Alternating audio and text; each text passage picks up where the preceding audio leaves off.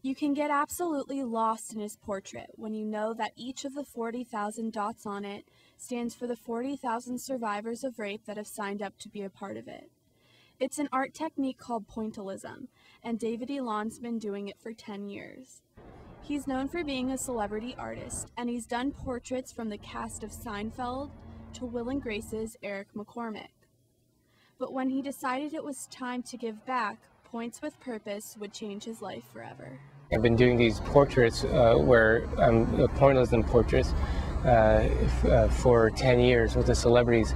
I kind of felt like I wasn't making any difference in the world, you know. I wasn't doing anything substantial, and the human brain is able to comprehend visually in a way that it can't if you just like throw numbers at somebody. So that's where the concept of one dot equals one person. You show them a bunch of dots and you say every single one of these dots represents somebody who's been raped or sexually abused.